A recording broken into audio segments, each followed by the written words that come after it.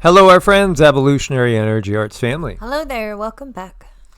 Well, we were going to do some chores and all, but yeah, I just got the feeling let's cover this because sometimes we get waylaid and new things pop in and then we don't cover something and we mean to, because this really hit me as like, it just gives me this feeling like we're maybe going through a deja vu. This from the Weather Channel. It says, Imelda forecast to stall near southeast U.S. coast next week. Meanwhile, Hurricane Humberto could become a Category 5. When you look at the tropics, it's heating up. This is Humberto, which is not posing a problem for continental U.S. It's not even posing an issue for Puerto Rico or even the Bahamas. You know, Bermuda should keep an eye open. This may end up impacting, who knows, Ireland and the UK more maybe. We'll have to see. But at the same time, Category 5, very, very strong storm.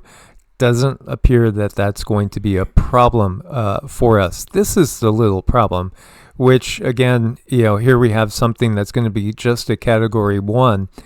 But we've seen that it's the water that's the dangerous part, the real dangerous. Yes, the drama of these strong winds and can be terrifying when you're caught in a hurricane and or a tornado. I've kind of experienced both of those, and yeah, that could be scary. But it's the water that is the problem. Let us not forget the effects of Hurricane Helene on North Carolina. Again, North Carolina. Inland, the Appalachian Mountains. This was horrible again. The wind and flooding from Hurricane Helene devastated North Carolina.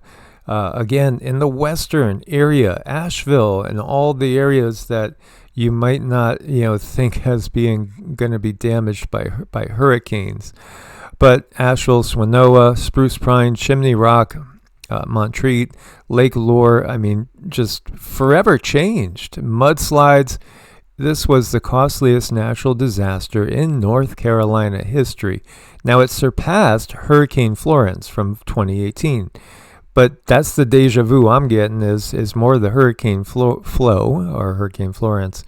That was early on in the channel's history, about a year in. Ooh, this one was catastrophic as well. What happened? It just stalled. I remember them reporting that it was moving at 1 mile an hour. 1 mile an hour? It again, it doesn't matter how strong the winds are when you have a storm that stalls out and then gives you torrential rainfall.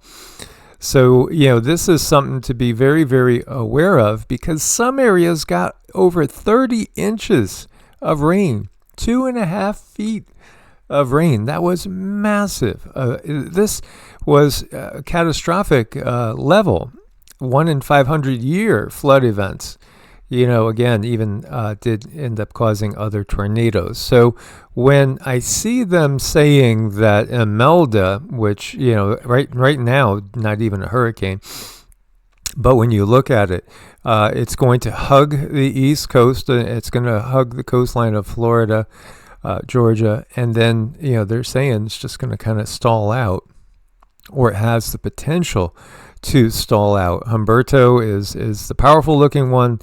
Imelda might be the problematic one. And here you see the evolution of Hurricane Humberto on the right. Winds are at 150 miles an hour, gusts up to 185. Now, Imelda forecast Category 1 with a possible stall on the southeast coast for 2 to 3 days of tropical rains. Oh, wow. And this looks like it's aiming right at Charleston or Hilton Head. I was blessed to live in Hilton Head for a year and a half. A beautiful island. Just sending out our prayers that it won't stall. That's what I want to put out there. The intentions that it's not going to stall and that it'll be a nothing burger. Here you have a metallic object that fell from the sky. Nobody knows what it is. It kind of hits me like some sort of turbine, doesn't it look like that? Kind of looks like it to me, yeah. Yeah, this was down in Argentina. Several people saw it fall. So what's going on? Is this also, can we just blame Elon, say it's SpaceX, Yeah, it's just SpaceX, Starlink, it's the catch-all for everything.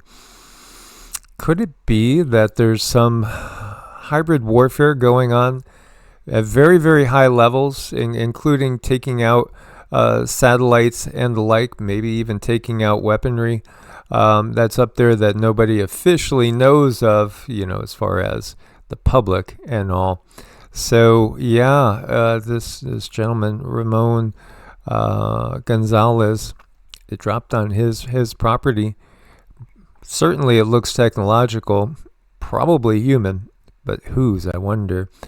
And look at this. There's the question. How could an iron-headed tool be embedded in a rock that dates back to 400 million years? Well, one thing that comes to mind is, maybe the way we do dating is actually not accurate in the first place. Or our history isn't accurate. Seems like it's likely to be one of those two things. I know, that looks a little bit wonky there. It does. Meanwhile, did you know that many of the Native American tribes that were here and the conquistadors encountered had giants as part of the tribes? Some of the tribes were giants. Others were a mix. This is Tezcatlipocan. This is an Aztec warrior, which looks to be, 12 to 16 feet, I would venture to guess. Isn't it interesting how the system went about, getting rid of the giants in the old world and then in the new world? Yeah, the giants, the evidence of these giants is everywhere, and they're made out by the system to be the bad guys, which, again, I think a lot of us are recognizing that if you go the exact opposite route, you'll get closer to the truth. I think, again, when we talk about beings, you can't classify all beings at one particular label. Can't say all humans are wonderful saints. You can't say all humans are devils either. And it's the same thing with these giants. Why would we think elsewise? Why would we think they're all good or all bad? Of course, the Epic of Gilgamesh is over 4,000 years old, or so they say. It calls its hero 2/3 divine, 1/3 human, even gives his height as 11 cubits, about 16 feet tall. Well, wait a minute, that sounds like he would probably be about this height, or, close to it. Isn't that curious? What do you think about that as he's playing with his little pet lion? Isn't that cute? Doesn't that warm your heart? But of course, then the other thing that we see with Gilgamesh is what looks to be a whip that you would use on slaves, and humans being terrified of him and some other giants as well. When you touch a tree, billions of negative ions flow into your body, silently recharging you. You don't even feel it, or maybe you do. Most don't believe it's real, again, because they haven't been conditioned to recognize that obviously a tree can do an amazing amount to balance your energy. Ask permission from the tree, and this is a Taoist meditative practice. We would ask permission from a tree, and we would go ahead and we would draw energy with the tree from the earth and circulating it between the tree and ourselves. Because, as you know, we exhale what the tree needs to breathe in. The tree exhales what we need to breathe in. It's a symbiotic relationship. It's the way nature intended it to be. It is, and some of the best medicine is not felt at all in that moment, but it is happening. Absolutely. According to a recent study, found that all parts of the hand emit visible light. Yeah, human hands glow, and nails, they say, emit the most light. So what happens when you put nail polish on?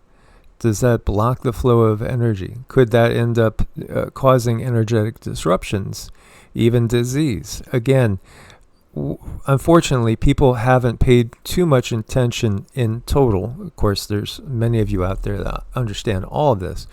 To putting stuff on your skin, putting makeup on your skin, washing your hair and thinking it's not going to seep into your bloodstream. The chemicals and parabens and all this, lathering on the sunscreen and not questioning, well, is the sunscreen actually going to toxify me? These are all the questions that needed to be asked a long time ago, which unfortunately the trusting public did not ask enough. And now we see what we see. We see life expectancy going in reverse. We see now a distrust of everything official. It's building, and that's a healthy thing. It's healthy to steer clear of big cats, and this is in Arkansas. Yeah, Arkansas. Wow, look at that Black Panther. You know, where we live, there was a Black Panther that was rumored to be going through the woods down the street, and Cindy did see with her third eye a Black Panther. She wasn't really sure whether it was physical or on the 4D. Mountain lions are technically supposed to be extinct in the eastern U.S., but no, I'll tell you they're not. And we've also been tracked by cougars out there in New Mexico, and I saw one that was circling around behind us, and yeah, we hightailed it out of that area. Yeah, that was pretty scary. It was there was kind of a family of them. Mm-hmm. Yeah, we could see that there was a family of them. They were always keeping a good eye on us. Be careful when you go out in the woods. You know, besides predators of a human variety, there are a lot of other animals out there and things that go bump in the night. So keep your protective bubble around you. Yes, your energy makes a difference, whether you can see it or not. Just like when we talk about the energy of the hand, yes, energy healing works. It does work. It is the new next biggest thing, which is just simply going back to the past. Because again, when you talk about Qigong, pranic healing, Reiki, these are things that, you know, it's energy healing is, you know, basic medicine for a Bronze Age. As we start to realize that it's all about consciousness, it's all about keeping your vessel clear, your mind healthy, and keeping your feet grounded. And again, you could always ask a tree for help from that too. And as always, guys, we thank you for your support. Couldn't do it without you guys. Look forward to your comments. You're welcome to join us on Patreon. Exclusives are going up there every week. Source bless and namaste. Namaste.